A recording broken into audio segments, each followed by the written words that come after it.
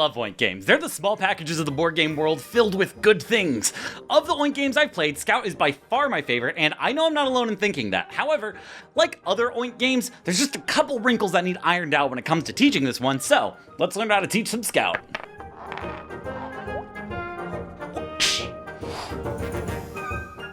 As with every episode of How to Teach, there's a teacher's guide that summarizes the video linked in the description. You can print it out and, fold it a million times to keep it in the box for the next time you scout it out, or you can just save it to your phone and have it ready whenever. Now, Scout is an absolute banger of a ladder climbing game. If someone's familiar with the board game world, they've heard of Scout, or at the very least Oink games, and so this should hopefully be an easy sell.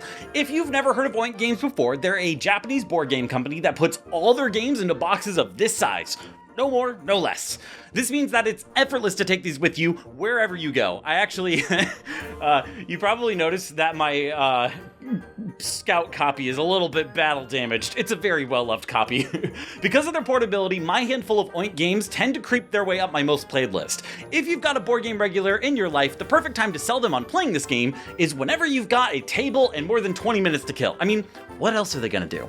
For everyone else, the novelty of a tiny box game is probably not enough to sway them alone, so I'd lean into talking about some of the features of the game. The idea that your cards can be held upside down to form a new hand at the start of each round, thanks to the bi-directional cards, the way you pluck people from ongoing shows to make your future shows better and their current show worse, or heck, maybe they're just really into the circus. From new gamers to older players, if they've played a traditional card game like Hearts, 500, Cribbage, and had fun, they're likely going to be able to pick this one up pretty quick and enjoy it all at the same time. Here's a 30-second pitch you can use to sell anyone on giving Scout a try with you. The circus is in town. Actually, all of our circuses are in town, and only one can be the best. We're going to put on the greatest show that anyone has ever seen, and then, one by one, everyone else is going to scout the talent right from under your nose to put on an even better show, all the while making your show worse. Each performer has 2 roles that they can perform in the ring, represented by flipping cards upside down, and it's up to you to carefully construct the perfect crew from everyone else's show. Put on the best circus display to put everyone else out of business to claim your spot as the greatest ringleader alive. At this point, I usually go over all the changes to a setup. However, it's an Oink game, so there's really not a lot in the box. Follow the setup as usual, but go ahead and hold off on dealing out all the cards to everyone for now, and you can also hold off on giving everyone their Scout and Show tokens just yet, but otherwise, all the other tokens are okay to go in the middle. Also, if you've got it, a playmat makes this game a ton more enjoyable. In this game in particular, you only need one since everyone's playing and picking up cards to and from the center of the table, and it just prevents players from having to do that thing where they go to pick a card up from the center and you just can't. Time to set the big 3. At the top of nearly every teach, you're going to want to establish 3 key parts. You'll want to set the stage, set the goal, and set the expectations. Since this is a simpler game, for this one, I'm going to show you what it looks like to do all 3 at the same time. Setting the stage for this one is all about putting your best carnival barker voice on and getting people excited to start putting on shows. Take the cards you haven't dealt out yet and spread them out, showing off all the different circus characters and roles that they can play. Each of them have names ranging from strangely normal names like Helen to oddly specific like Kajino. So be sure to pick out some of your favorites. To set the goal for Scout, you'll want to mention that to win the most points and ultimately win the game, you're going to want to either run out of cards first or put on such an amazing show that no one else can put you out of business. And for setting the expectations, I would make sure everyone knows that this is a game where it's not uncommon to have a score in the negatives, showing how every single point token in this game has a positive and negative side. It's worth bringing up that sometimes games are won by whoever has the least negative score. I'd also mention that this is going to be a game of making the most out of a bad situation, where your starting hand is likely going to be awful and you're going to have to work towards a great show. It's also important to mention how many rounds you're playing so everyone knows how long the game is supposed to last. Now, let's put all that information together and summarize it in one super short example spiel that you can give to the table to get everyone started off on the right foot. Ladies and gentlemen, boys and girls, he, she's, its, and theys of all ages, step right up to the greatest show you've ever seen in your life. In this game, we're going to be putting on the best circus act the masses has ever seen, using these cards here, which represent all sorts of talented performers. Throughout this game, we're going to be putting on shows, which are made up of sets of these cards. The objective of the game is to get the most points by the end of it, and the best way to do that is to either run out of cards in your hands first, or, more impressively, put on such an amazing show that no one else can beat it. Once someone does one of those two things, the cards everyone else has left in their hands will be worth negative points, and it's not uncommon to wind up with a score below 0, and that's okay. We'll play 1 round for every player, so don't worry if you get off to a rocky start in the first round. You'll have another chance to make the most of it with the cards you're dealt, kind of literally. So, after you give your little intro spiel and you've gotten your big 3 set up, you can swing right into the main act of the show, the teach. Now it's time to shuffle and deal out those cards. If my experiences are to be believed, everyone at the table will start picking up cards the second you deal them out, which actually in this case is a really bad thing, so deal with that however you like. You can do so by smacking their hand as they go to pick it up, telling them to wait, or staring at them until they put the card back down. Whatever works. Deal out the cards face down, and then, once everyone picks up their hands, you get to do the best part of any Scout Teach. You get to drop the bomb that they're not allowed to organize the cards in their hand. It's the best part. Everyone hates it. Go ahead and tell everyone to look longingly at their spattering of cards and mention how you can flip your whole hand upside down only at the start of the round.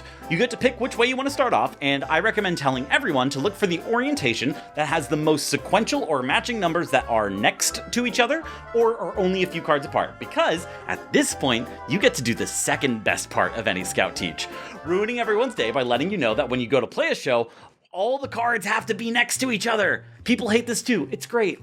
At this point, we're hitting max rules capacity. People need to do something, or at least see something happen at this point, before we start explaining even more rules. Every group has their limit, and I would say this is around usually where people start checking out. So go ahead and take your first turn at this point. You'll explain that since the stage is empty, you can play whatever show you want.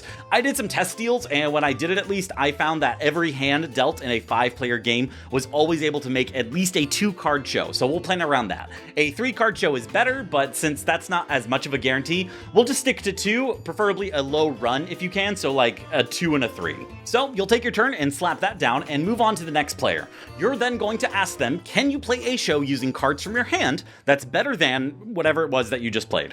It's at this point you'll want to quickly explain what a better show looks like. One of the most, I wouldn't say confusing parts of Scout, but difficult to internalize parts is the hierarchy of shows. So here's my thought process on how to break that down quickly.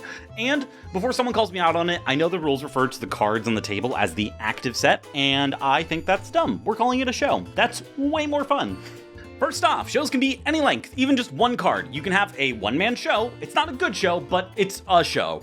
Gotta respect the hustle. Second, bigger is always better, so shows that have more cards in them are always going to be better. A show of 4 cards will always be better than a show of 3 cards, for example. The same goes for higher numbers. A show with a pair of 7s is always going to be better than a pair of 4s. A run of 1, 2, 3 is always beaten by a run of 3, 4, 5. Bigger is better.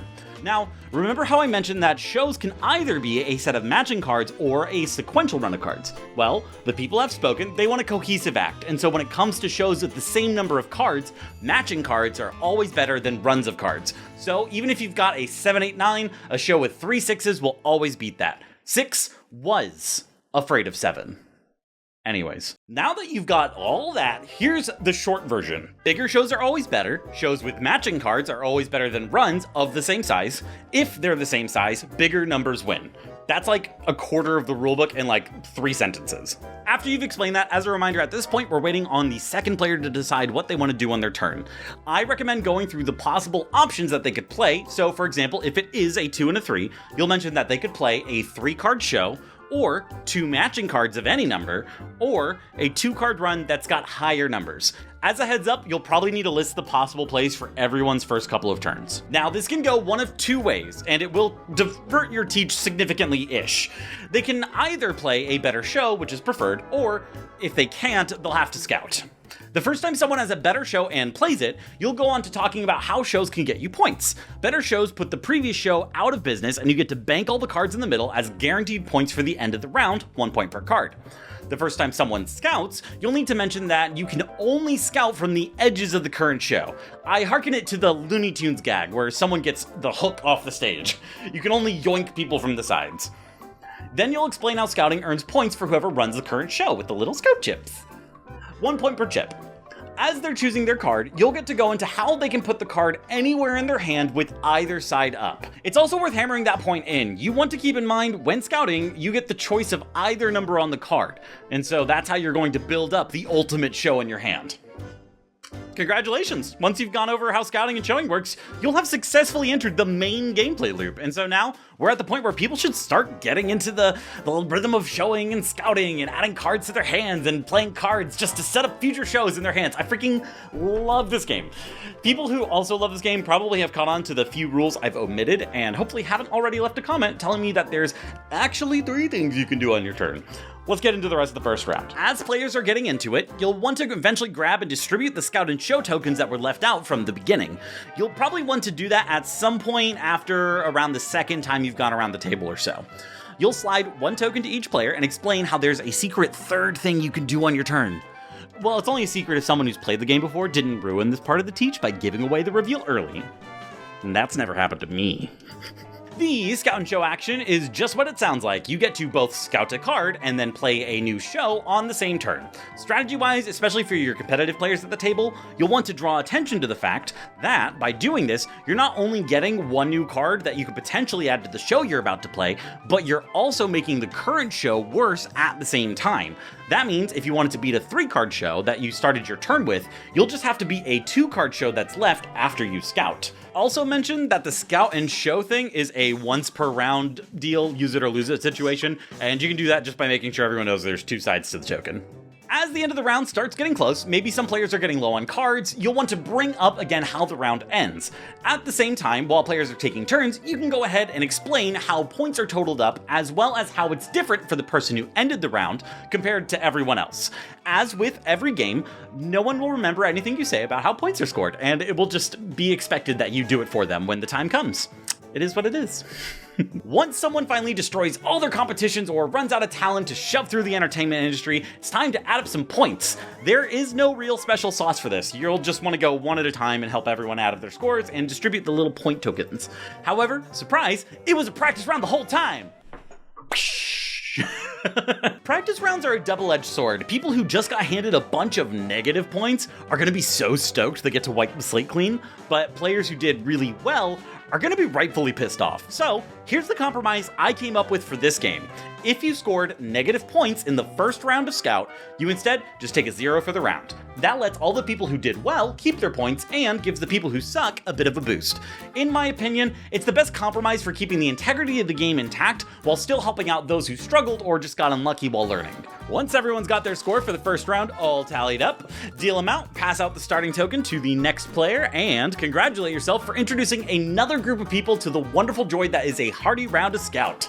Second round is the same as the first. Once you hit this point, you're ready to bring the house down. I ran out of circus imagery. Is bring the house down a circus thing? Bring the tent down? If you thought, wow, that was a lot of words, you'd be correct. That's why this floating piece of paper exists. It's the teacher's guide I made for Scout, which summarizes the whole teach for you step by step. Keep it in the tiny, tiny box, or just on your phone, so that the next time you get a chance to bust this one out your local Red Robin while you wait for your milkshake, you're 100% ready to teach the entire table effortlessly. There's a link down below to my Patreon where you can download it for free. Why did I say it like that? I'm keeping it. Thanks to my Patreon supporters for keeping these videos up and running, and you too can join in on the Patreon to get a chance to vote on games that are covered in the future. Thank you all so much. If you've played Scout before, I want to hear what your best show was. I was able to scrounge together a 1, 2, 3, 4, 5, 6 once. But let me know if you've got a best show, or if you haven't, I'd love to hear the weirdest place you've played any Oink game. Other than that, that's all I got for now. Thank you so much for watching, and happy scouting!